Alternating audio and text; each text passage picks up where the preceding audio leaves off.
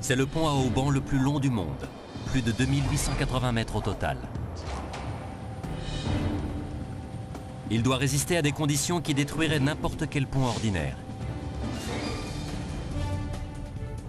L'eau est trop profonde, les fonds marins sont trop instables et il passe au-dessus d'une faille sismique.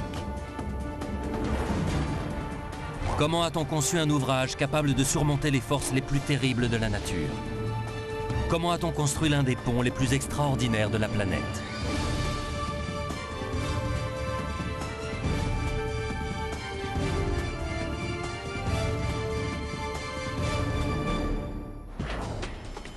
Nous sommes dans le golfe de Corinthe, en Grèce.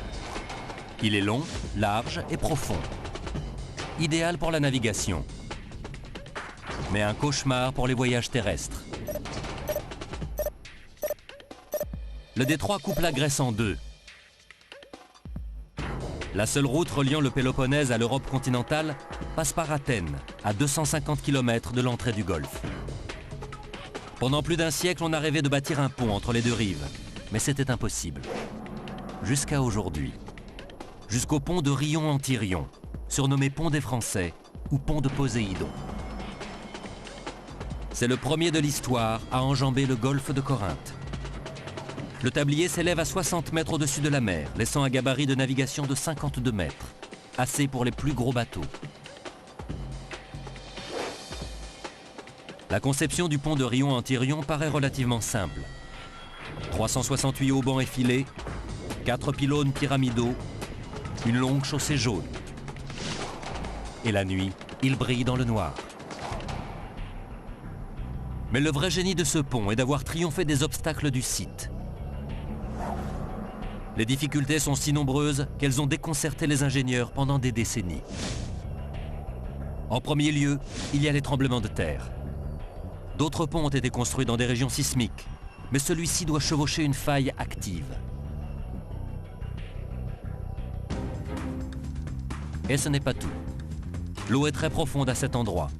Les fonds marins sont à plus de 60 mètres. Aucun pont dans le monde n'a de fondation aussi abyssale.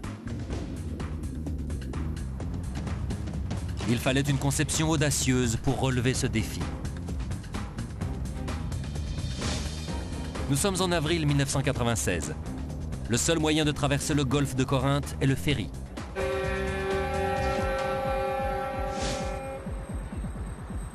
Par beau temps, le trajet prend 45 minutes. Un pont réduirait cette durée à 5 minutes. Depuis des décennies, le gouvernement grec commandite des plans. Aucun modèle courant ne fait l'affaire, mais les options des ingénieurs sont limitées. Globalement, il existe 4 types de ponts. Le pont à poutres, le pont en arc, le pont suspendu et le pont à haubans. Il est crucial de choisir le bon modèle. Le critère principal est la longueur. Le pont de Rion-en-Tyrion doit parcourir plus de 2 km.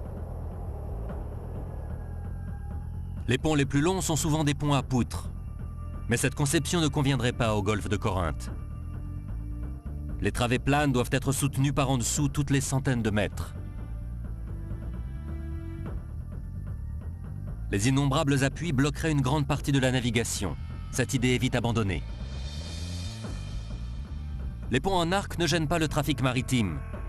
Mais pour enjamber le golfe, il faudrait une arche 4 fois plus grande que celle existant déjà. Ce serait trop risqué. C'est encore une impasse.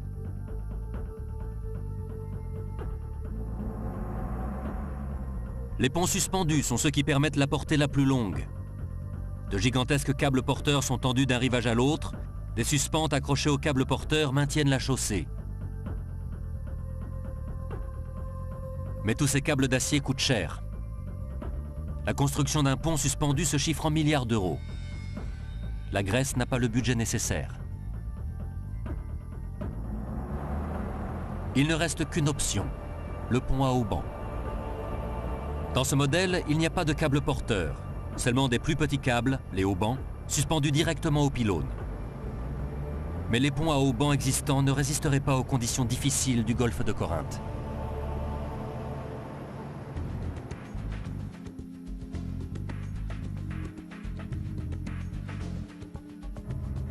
Le projet le plus prometteur est celui d'une entreprise française appelée Vinci. Elle propose de bâtir le tablier continu entièrement suspendu le plus long du monde à l'aide de 4 pylônes consécutifs. Une première mondiale. La travée principale de 2252 mètres serait soutenue par les pylônes géants qui supporteraient tout le poids du pont. Pour que ce soit possible, les fondations doivent être ancrées dans un sol extrêmement solide.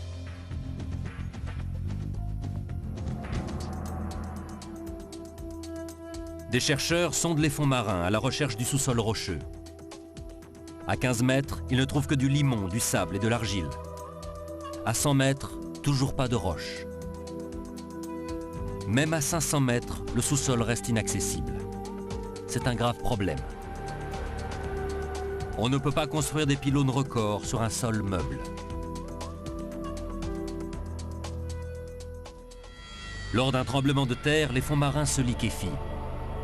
Les tours pourraient s'incliner et détruire le pont. Le projet de Vinci est irréalisable. Les ingénieurs retournent à leur planche à dessin. Ils conçoivent bientôt des plans encore plus audacieux. Ils ont l'idée de renforcer les fonds marins en enfonçant environ 200 tubes d'acier creux de 30 mètres de long sous chaque pile. En cas de séisme, ces inclusions devraient maintenir le sol en place. C'est une technique qui n'a encore jamais été tentée. Personne ne sait exactement comment faire. Mais le projet est convaincant et Vinci remporte l'appel d'offres. Les entrepreneurs s'en mordront presque les doigts. À chaque étape, ils sont confrontés à un nouveau défi. Et le gouvernement grec leur en impose un de taille. Le pont doit être achevé dans les 5 ans, où les bâtisseurs devront payer d'énormes pénalités financières.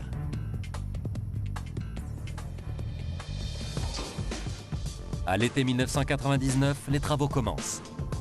La première difficulté est d'inventer une machine pour introduire les tubes de renforcement dans les fonds marins. Chaque inclusion mesure 2 mètres de diamètre sur 30 de long. Les tubes doivent être plantés avec précision à partir d'une plateforme flottante parfaitement stable.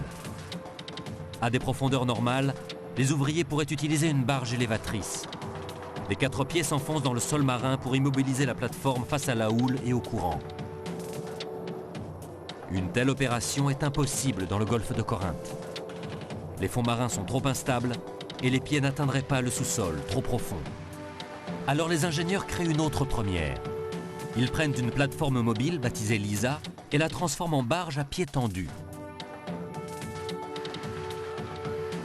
Ils remplacent ces pieds par d'immenses chaînes lestées de dalles de béton de 680 tonnes. Les ouvriers mettent la barge en position, déposent les lestes au fond de la mer et resserrent les chaînes. La barge est ainsi mobilisée. Mais une plateforme stable n'est qu'une partie de la solution. Comment guider avec précision les gigantesques cylindres à travers 60 mètres d'eau? Pour cela, les ouvriers doivent équiper Lisa d'une immense charpente. Celle-ci soutient un tube de guidage dirigé avec la plus grande exactitude par un système GPS.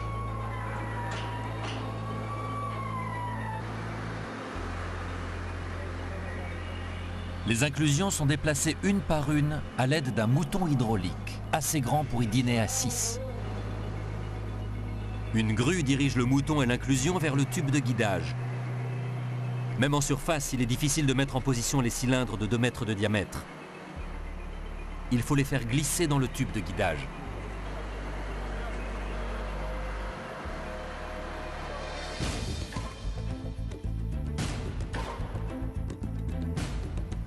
Ensuite, chaque inclusion doit être battue dans le sol marin.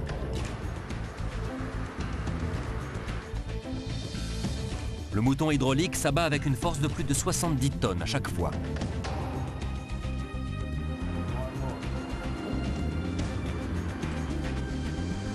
Les inclusions ont pour but de renforcer les fonds marins, mais elles engendrent un nouveau problème.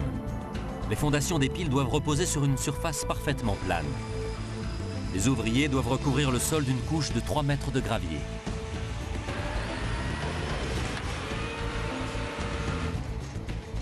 Mais comment aplanir un tas de gravier à 60 mètres de profondeur?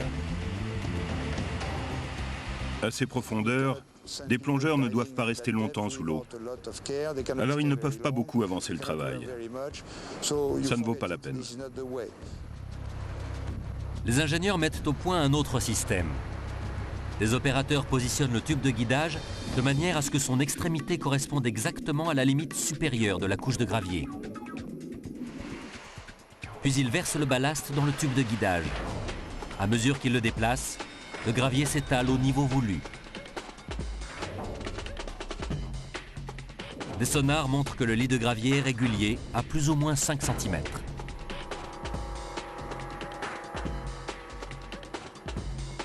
Pendant que les fonds marins sont stabilisés et nivelés, les ouvriers s'attaquent au défi suivant, les pylônes. Pour commencer, les embases sont construites en cale sèche sur le rivage. Ce seront les plus colossales jamais bâties, avec un diamètre de 90 mètres. Elles reposeront sur le lit de gravier qui recouvre 8000 mètres carrés.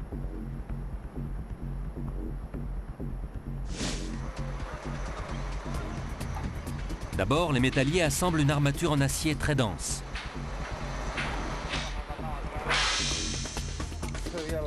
Il faut environ 2000 tonnes de ferraillage pour former la charpente de chacune des fondations. Ensuite, on coule le béton. Il en faudra 25 000 mètres cubes. Mais il y a un problème. On ne peut pas se contenter de le verser sur l'armature. L'enchevêtrement complexe de barres d'acier gêne l'écoulement du béton et crée des poches d'air. Les ouvriers doivent enfoncer des aiguilles vibrantes dans le béton humide afin de le tasser et donc de le renforcer.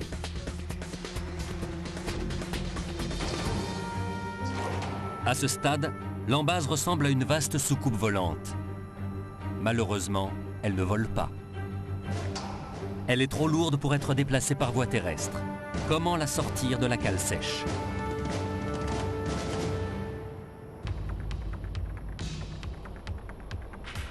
La construction d'un pont parasismique en Grèce se révèle pleine d'embûches.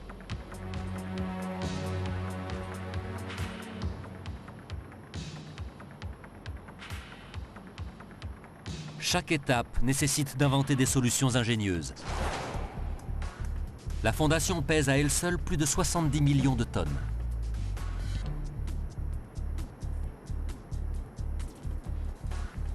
Aucune grue ne pourrait la déplacer jusqu'à l'eau. Les ingénieurs ont donc aménagé 32 compartiments vides dans ce caisson monumental. Incroyable mais vrai, l'embase flotte.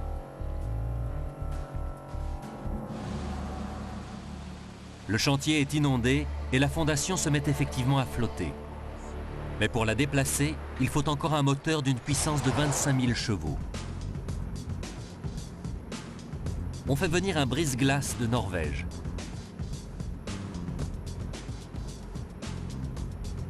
Voilà une machine que les Grecs n'ont pas l'habitude de voir chez eux.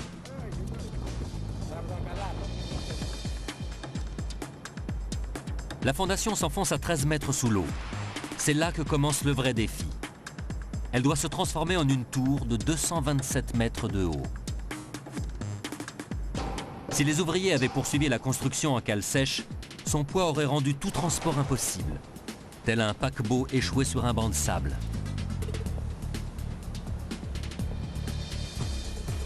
Ils vont devoir continuer de bâtir la pile en flottaison.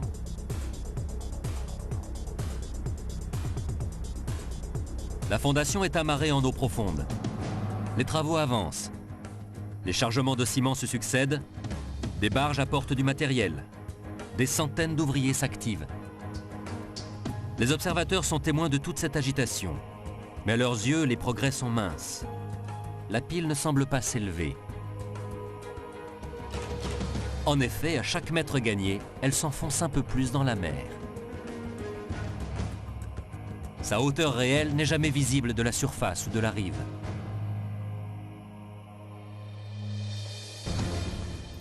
En mai 2001, après un an de travaux en mer, la première pile flottante est prête pour une manœuvre risquée. Il faut la positionner précisément et l'immerger. La marge d'erreur est de seulement 10 cm. 3 remorqueurs sont nécessaires pour tirer cette gigantesque structure jusqu'à son emplacement désigné. Lentement, les ouvriers remplissent les 32 compartiments d'eau de mer. L'énorme pile commence à couler. Sa position est contrôlée par GPS. Il est capital qu'elle trouve précisément sa place sur les fonds marins. C'était une opération délicate. On avait un peu peur au début.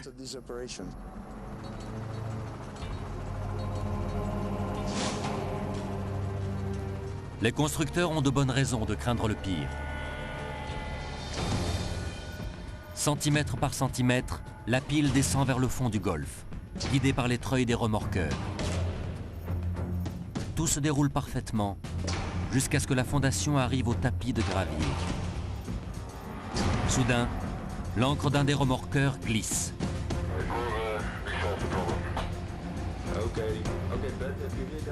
Toute la structure se décale de 30 cm. C'est 3 fois la marge d'erreur acceptable.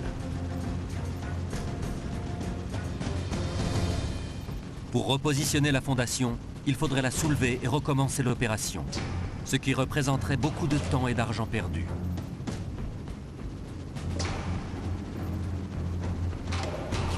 Les ingénieurs trouvent une solution élégante. Pour économiser du temps et de l'argent, ils décident de décaler tout le pont de 30 cm par rapport à l'emplacement prévu à l'origine. Ils recalculent ensuite la position des 3 piles restantes afin qu'elles soient dans l'alignement de la première.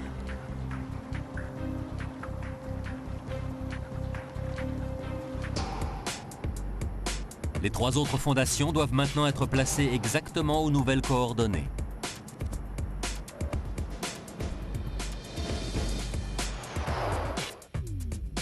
Les concepteurs sont confrontés à un dilemme. Le pont doit être solide pour résister aux tremblements de terre, mais plus il sera lourd, plus un séisme aura d'impact sur lui. Pour que la masse de l'ouvrage soit moindre, les piles sont creuses.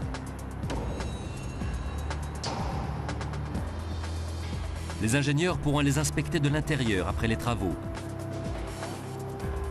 L'accès se trouve juste sous la chaussée.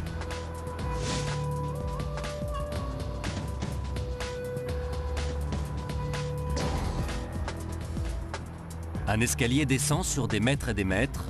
Il aboutit au pied du chapiteau de la pile. De là, il faut encore prendre une échelle. Elle conduit à un autre escalier. Des centaines de marches plus bas, on n'est toujours pas au pied de la pile. Seulement au niveau de la mer. Une porte ouvre sur l'extérieur pour les inspections détaillées et pour une bouffée d'air frais.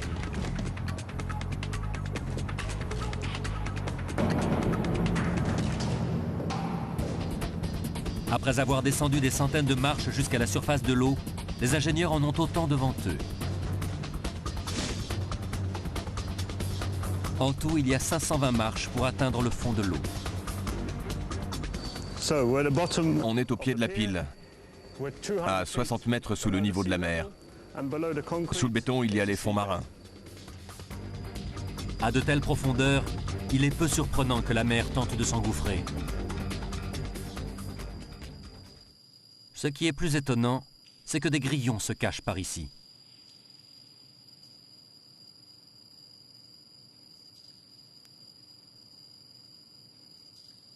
Des portes mènent à des salles vides dans la partie la plus large de la fondation. Des appareils de mesure sont montés sur les murs. Celui-ci donnera l'alerte s'il détecte la présence d'eau. Un accéléromètre enregistre les moindres mouvements de la structure en cas de séisme. Pour que les tours survivent à un tremblement de terre, les ingénieurs ont réalisé une autre première. Les piles ne sont ancrées d'aucune manière dans les fonds marins. Elles sont simplement posées sur la couche de gravier de 3 mètres d'épaisseur. Lors d'un séisme, elles glisseront sur le ballast. Les secousses les plus violentes ne seront pas transmises aux autres parties du pont. Les ingénieurs estiment que les fondations pourront se déplacer latéralement de 2 mètres sans compromettre l'intégrité du pont. C'est bénéfique parce qu'en lui permettant de patiner, on diminue la tension maximale sur la structure. Une fois toutes les piles en place, les ouvriers entreprennent de les prolonger par des pylônes de 164 mètres de haut et d'y suspendre une chaussée de plus de 2 km de long. Mais il y a un problème. Le pont entier pèsera beaucoup plus lourd que les piles actuelles. La charge supplémentaire enfoncera les fondations dans le sol marin. Mais personne ne sait exactement jusqu'où. Ça pourrait être un désastre une fois le pont terminé. Les ingénieurs doivent forcer les embases à trouver leur profondeur définitive dès maintenant, en les alourdissant de plusieurs milliers de tonnes.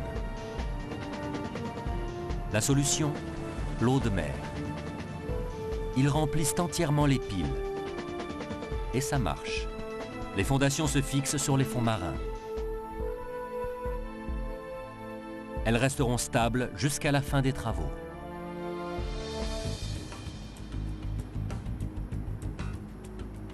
En mai 2002, 2 ans et demi avant la fin du délai imposé, chaque pile représente un gros chantier.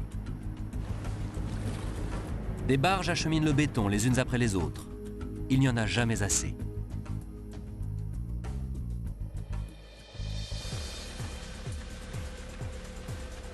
Les tours seront composées de 4 sections.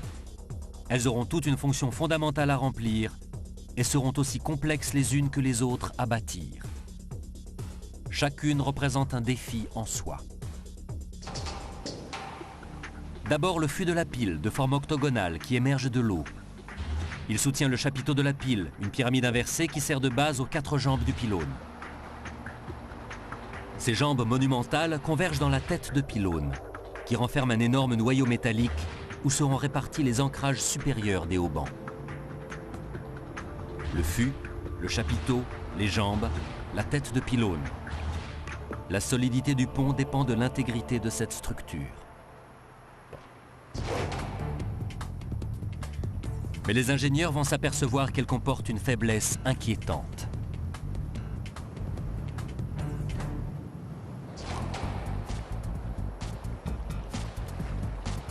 Le golfe de Corinthe cache une faille tectonique active. Le pont de Rion-en-Thirion doit donc être protégé de l'inévitable, les tremblements de terre.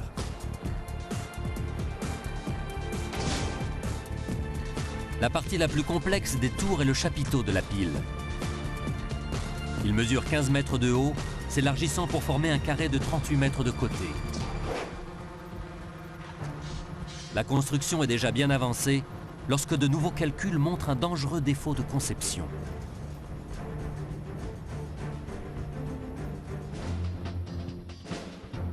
Une secousse sismique soumettrait le point le plus étroit du chapiteau à des forces supérieures à ce qui avait été prévu. Dans sa conception actuelle, il n'est pas assez robuste. Il est trop tard pour refaire les plans du pylône, mais il est encore possible de renforcer le chapiteau. Les ingénieurs ajoutent des barres d'armature en grande quantité, plus encore que dans toutes les autres parties du pont. Le bureau de contrôle technique estime que les piles sont maintenant assez solides. Les travaux peuvent reprendre. La confiance est revenue pour l'instant.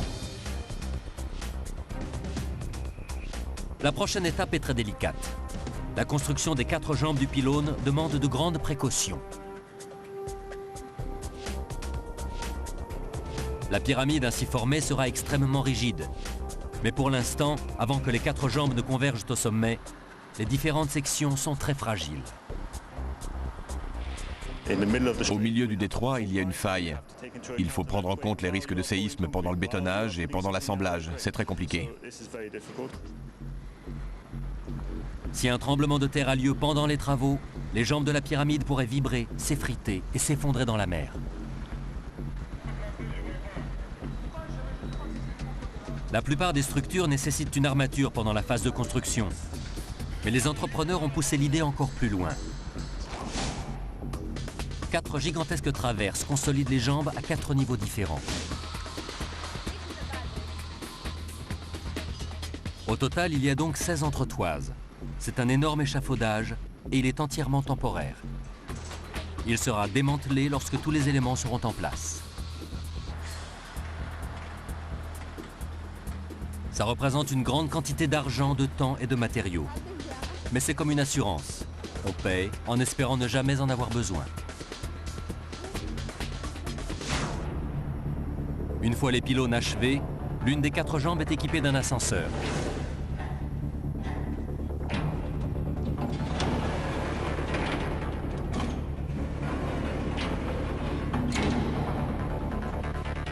Mais il reste difficile d'atteindre le sommet.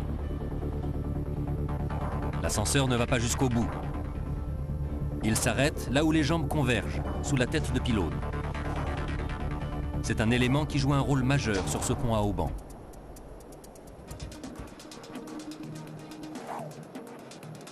Il soutient le noyau de 30 mètres de haut où sont fixés les câbles. Tout le poids de la chaussée est ancré ici par les haubans.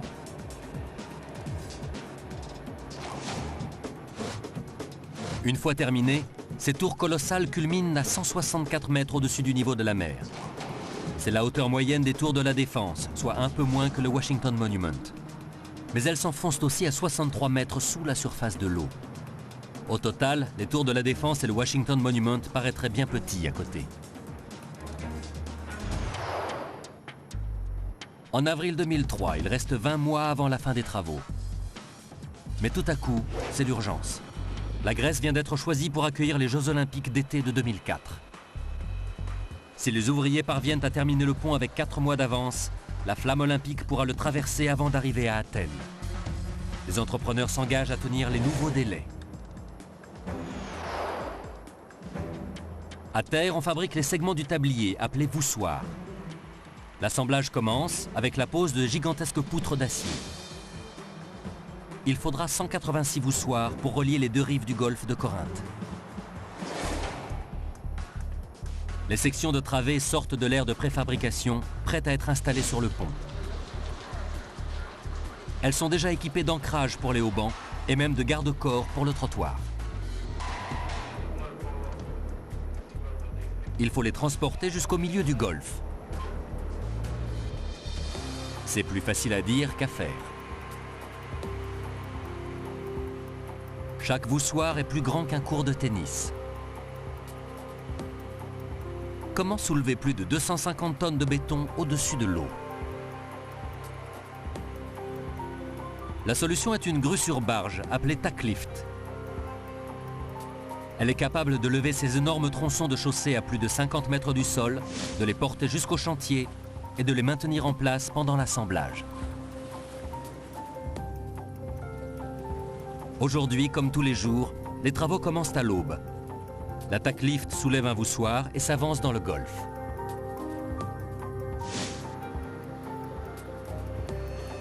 Hier, un segment a été installé entre les jambes du pylône. Il reste en porte-à-faux au-dessus de l'eau, attendant le nouveau voussoir.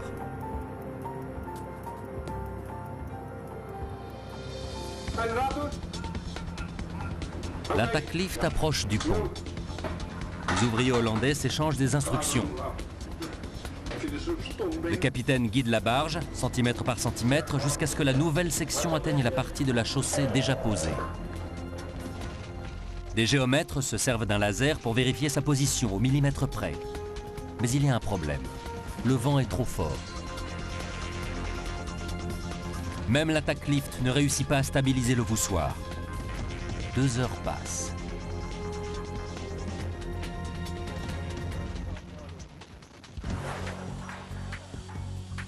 Finalement, les ouvriers se servent d'un contrevent temporaire pour maintenir la section en place. Une autre équipe la boulonne à la chaussée existante.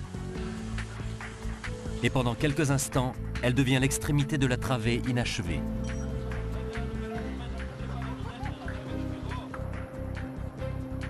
Tandis que la grue s'éloigne du pont, un hauban est attaché à chaque côté du voussoir. L'autre bout de chaque câble est scellé dans l'ancrage de la tête du pylône.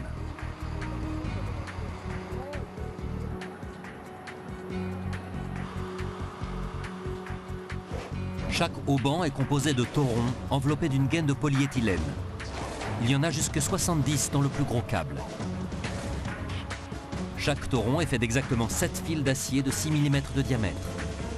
Une fois les haubans installés, les taurons qui dépassent sont sectionnés et leurs extrémités sont recouvertes d'un revêtement anti-rouille. Il faut 368 haubans en tout pour soutenir la travée de 2252 mètres de long. Ça représente 40 km de câbles et 4500 tonnes d'acier. À l'été 2003, il ne reste plus qu'un an avant que la flamme olympique ne doive traverser le pont. Mais après avoir atteint leur vitesse de croisière, les entrepreneurs sont confrontés à l'un de leurs pires cauchemars.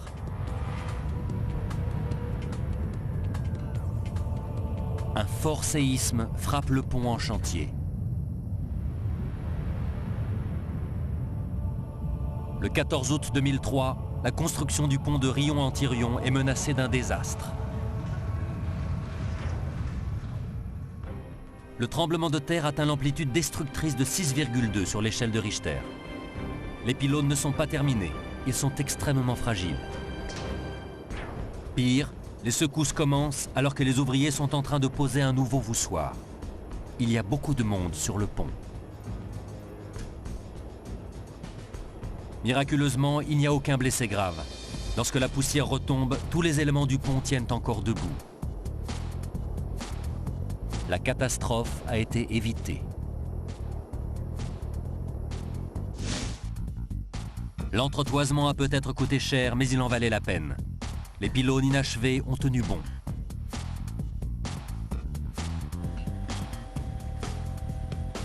Ce n'était qu'un échauffement. Les ingénieurs savent que d'autres séismes auront lieu. C'est pour cela qu'ils ont doté leur pont d'un système de sécurité unique au monde. Lorsque l'on regarde le pont de loin, on pense que la travée repose sur les piles. Mais comme vous pouvez le voir, il n'y a aucun contact vertical entre le tablier jaune et le béton. Ce pont a la particularité d'être entièrement suspendu au haubans et donc au sommet des pylônes. La chaussée agit comme une gigantesque balançoire. En cas de tremblement de terre, elle bougera librement, isolée des secousses les plus violentes.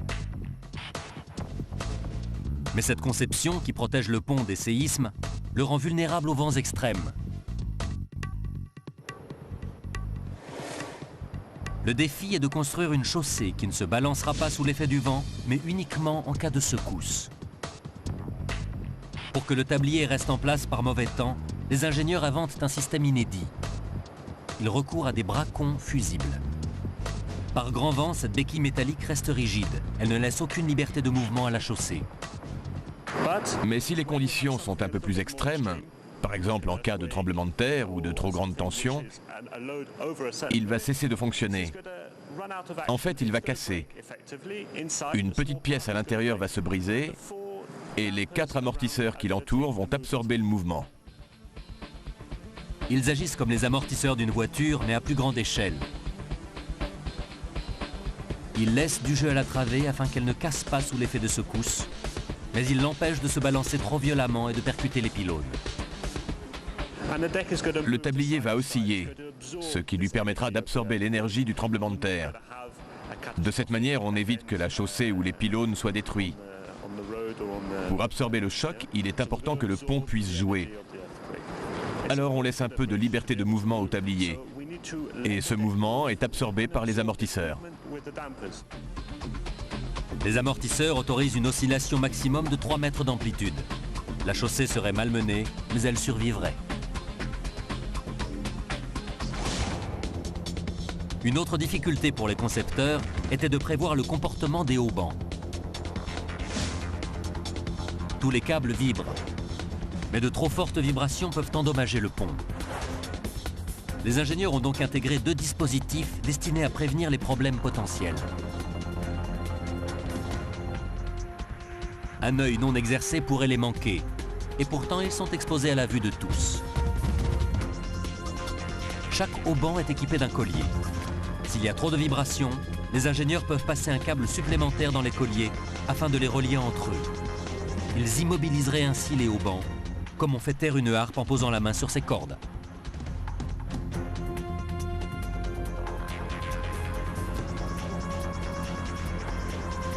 Les haubans comportent un autre dispositif, encore plus petit et plus difficile à voir que le collier. C'est la spirale qui s'entoure autour de la gaine blanche des câbles. On dirait une simple décoration, mais elle joue un rôle clé dans la longévité et la solidité du pont.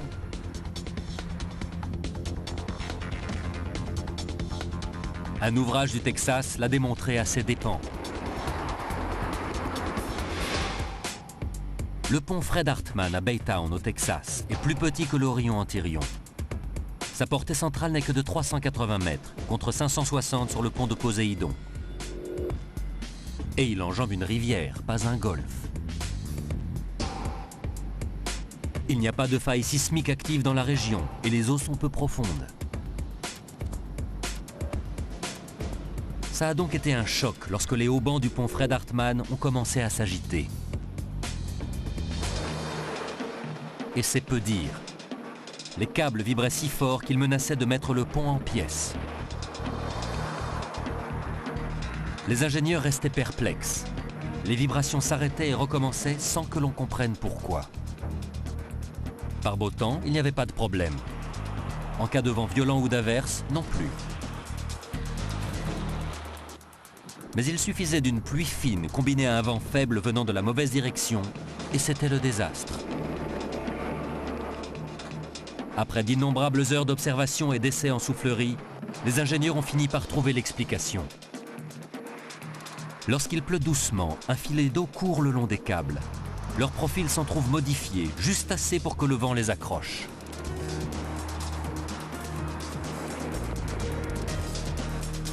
Un vent plus fort souffle les gouttes d'eau avant qu'elles s'écoulent le long des haubans. Et une pluie battante empêche tout ruissellement.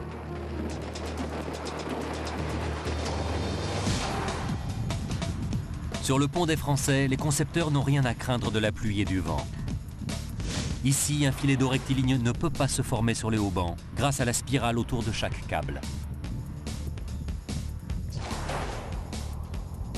Au printemps 2004, la nouvelle date limite, début août, approche à toute vitesse. Pour que la flamme olympique puisse traverser le pont, tout le tablier doit être posé. Dès le mois de mai, la TAC Lift emporte le dernier voussoir de l'ère de préfabrication au pont. Les efforts des entrepreneurs ont payé.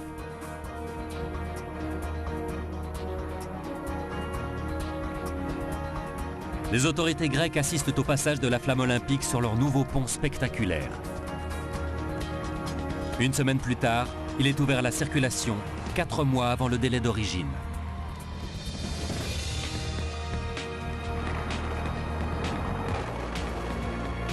Les constructeurs auront droit à une prime.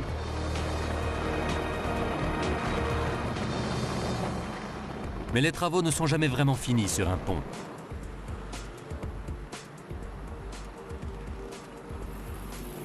Les entrepreneurs se transforment en agents de maintenance.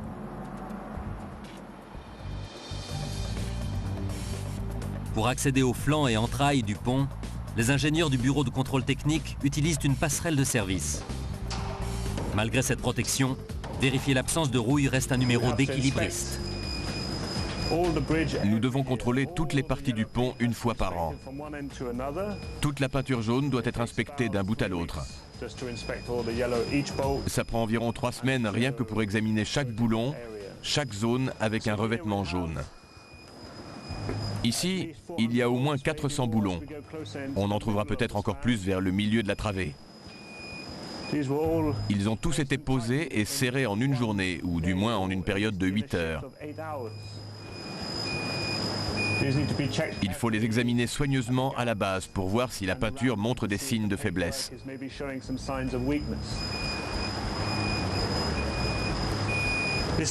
C'est difficile d'inspecter un ouvrage en construction. Inévitablement, on remarque quelques détails qui ont été négligés, malgré les milliers de contrôles techniques réalisés pendant les travaux.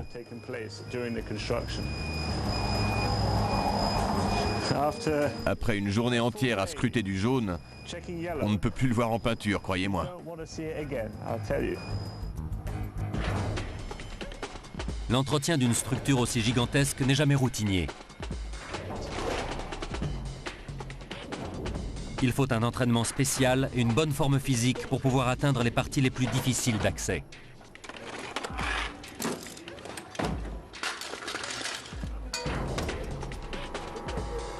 Du haut des pylônes, la vue est spectaculaire.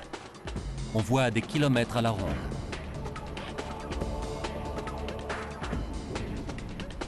Le soleil brille et l'air est calme. Ici, travailler par temps clair n'est pas un luxe. C'est une question de sécurité.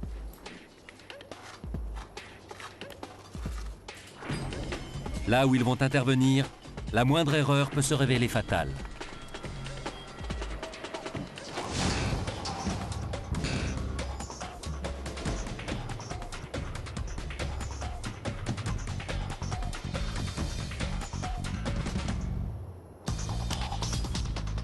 Ces acrobates sont des cordistes. On les appelle aussi les alpinistes du bâtiment. L'entreprise de construction les a fait venir de France parce que ce sont des spécialistes de l'entretien des ponts.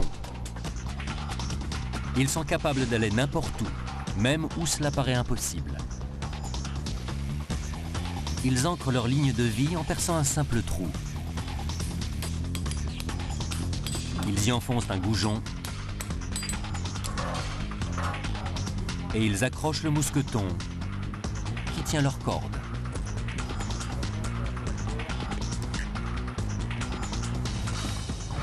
De métier, toujours aussi peur.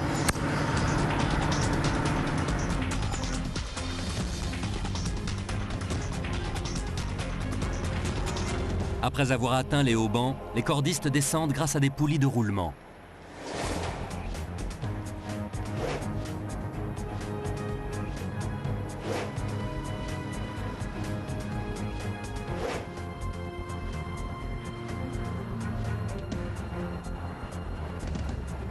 S'ils détectent un endroit où l'humidité pourrait pénétrer sous le revêtement du câble, ils le bouchent avec du mastic.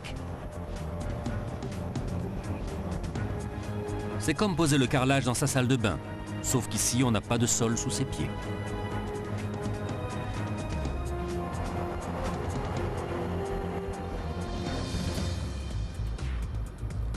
En général, les cordistes commencent dans la partie supérieure du hauban.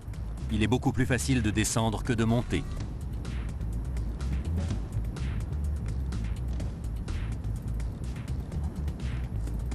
Ils répéteront l'opération pendant des mois, jusqu'à ce que les 368 haubans aient été examinés.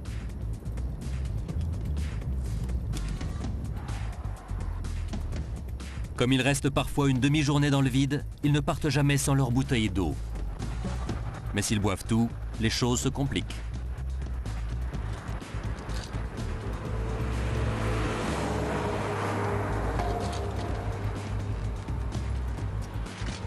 Les cordistes ne sont pas les seuls ouvriers spécialisés à entretenir le pont. Des plongeurs hautement qualifiés travaillent quant à eux sur les piles.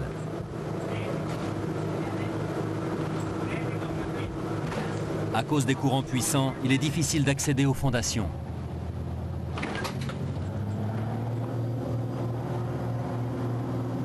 Le capitaine fait ronfler le moteur pour que le bateau reste en contact avec la pile, le temps qu'on arrive à l'amarrer.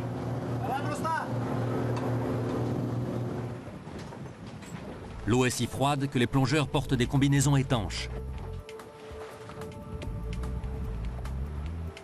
Ils utilisent du liquide vaisselle pour se glisser dedans plus facilement.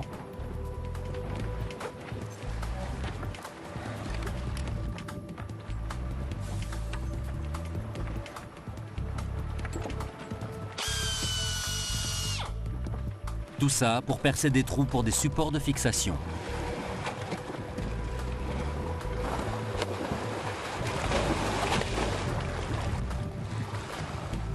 Ils resteront dans l'eau pendant plusieurs heures.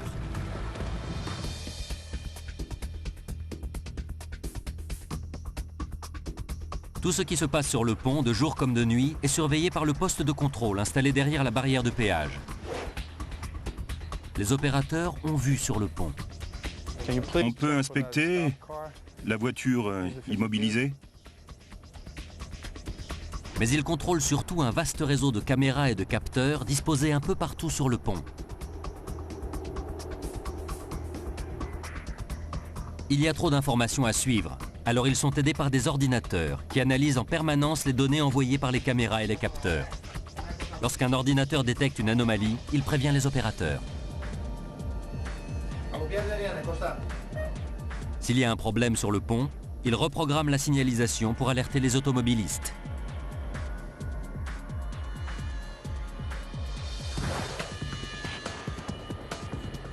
Le pont des Français doit faire face à des conditions difficiles qu'aucun pont ordinaire ne pourrait surmonter.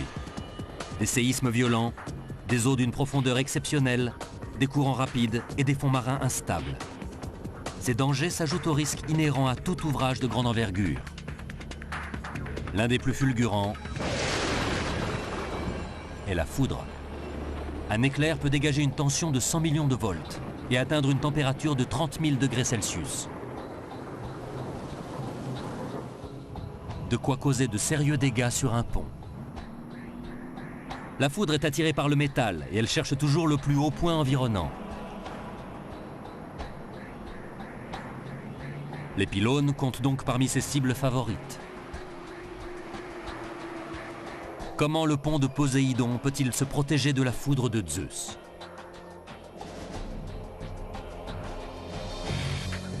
La meilleure défense est le paratonnerre. C'est un dispositif qui attire et canalise la foudre.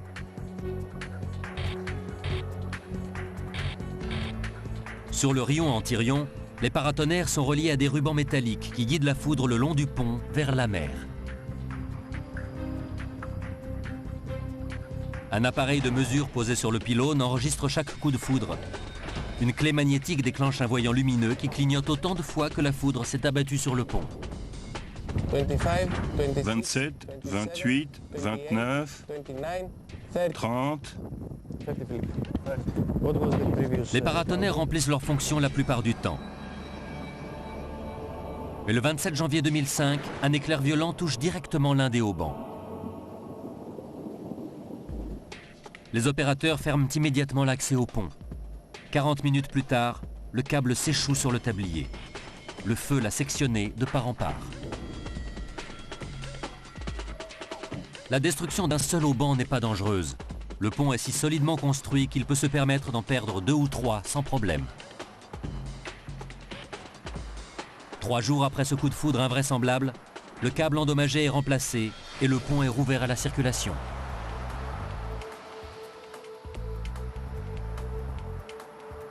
La rapidité de la réparation est une victoire supplémentaire pour les bâtisseurs de cet ouvrage impressionnant. C'est une source de fierté pour tous ceux qui y ont contribué. J'ai de la chance parce que j'ai participé aux travaux. Quand j'en parle à mon fils, je dis « le pont que papa a construit ». Et je l'entends parfois demander « on peut aller voir le pont de papa ?» Ça me rend très fier. Le pont de Rion-Antirion était une priorité pour l'Union européenne. Aujourd'hui, il a complètement transformé la région. Il a grandement facilité les communications et le commerce du Péloponnèse avec le reste de la Grèce, et même avec toute l'Europe.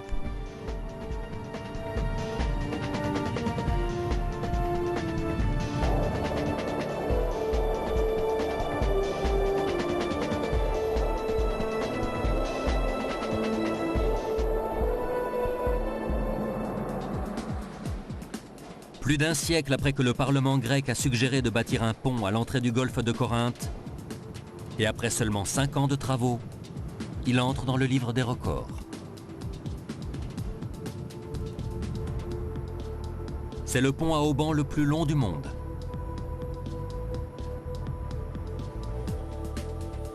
Avec le plus long tablier continu entièrement suspendu, 2252 mètres. Ces fondations sont les plus larges et les plus profondes de la planète, reposant à plus de 60 mètres sous le niveau de la mer.